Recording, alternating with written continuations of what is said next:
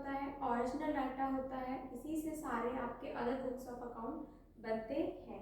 आज हम जानेंगे, आज हम इसको जर्नल एंट्रीज बनाना सीखेंगे। जैसे कि हमने लिखा हुआ है फर्स्ट हमारा, जैसे कि हम एक एग्जांपल लिखे हुए हैं, जब भी हम क्या करते हैं बिजनेस हम स्टार्ट करते हैं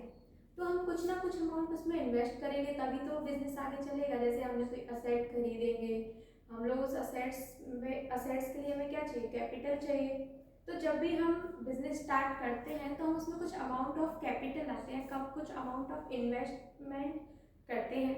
जिसके लिए हम एंट्रीज क्या बनाएंगे। अगर हम करते हैं बिजनेस स्टार्ट और लिखा हो business started and introduce capital, जैसे हमने मान लिया एक एग्जांपल लिया है कि बिजनेस स्टार्ट हुआ है और उसमें इंट्रोड्यूस की गई है कैपिटल 5 लाख की, तो अब डेट हमें नहीं दी गई तो डेट हम लीव कर देंगे।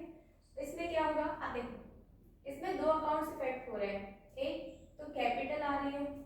कैपिटल जब हम इंट्रोड्यूस करते हैं तो दो अकाउंट होंगे, एक तो कैश अकाउंट इफेक्ट होगा, क्योंकि कैश अकाउंट क्या हो रहा है, अमाउंट इन्वेस्ट कर रहे हैं तो कैपिटल से कैश इंक्रीज हो रहा है और कैपिटल अकाउंट भी इंक्रीज हो रहा है। तो हम इसमें क्या लिखेंगे, क्योंकि कैश अकाउंट क्या होता है, असेट होता है, असेट जब इंक्रीज होता है तो डेबिट होता है, तो हम यहाँ लिखेंगे कैश। हमें नहीं पता ये कैश से या बैंक से, तो हम दोनों से लिख सकते हैं, कैश और बैंक अकाउंट डेबिट। अगर आपको दिया जाए बाय चेक तो आप बैंक अकाउंट लिखेंगे, अगर आपको दिया जाए बाय कैश तो आप कैश अकाउंट डेबिट करेंगे टू कैपिटल अकाउंट, और इसके नीचे हम नरेशन में लिखेंगे the amount invested in business, ठीक है ना, being amount invested in business, इसके हम क्या लिखेंगे, नरेशन लिख देंगे। और द मेन पॉइंट, हम इसका डेबिट में कितना हुआ है 5 लाख, फिर क्रेडिट कितना हुआ है 5 लाख अमाउंट कर देंगे। कैश या बैंक अकाउंट डेबिट हुआ तो डेबिट में 5 लाख, कैपिटल अकाउंट क्रेडिट हुआ तो क्रेडिट में 5 लाख, हम इसको नोट करेंगे। फिर दूसरा देखो, दूसरा क्या है, अब जैसे हम फर्नीचर परचेज करते हैं या कोई भी फर्नीचर जो कोई भी असेट परचेज करते हैं, तो असेट जब परचेज करेंगे तो असेट इंक्रीज होगा, और असेट इंक्रीज होगा तो आपको पता ही है असेट डेबिट होता है,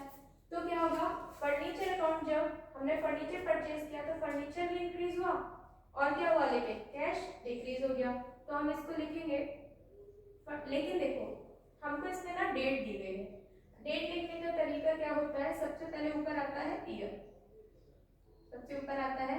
ईयर, ईयर वाले जो कॉलम होते हैं इसके सामने आप रुपीस का यानी कि अमाउंट का साइन बनाते हो और उस लाइन में कोई भी और नहीं आता है। फिर नीचे आप लिखते हो,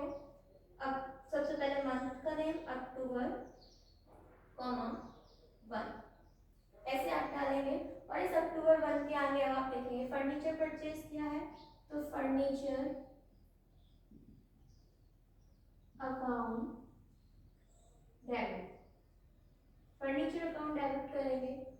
टू कैश या bank account, be furniture purchased, be furniture purchased. इसमें डेबिट अमाउंट में हम लिख देंगे कितना 30,000 अमाउंट, क्योंकि हमने 30,000 की फर्नीचर खरीदी है,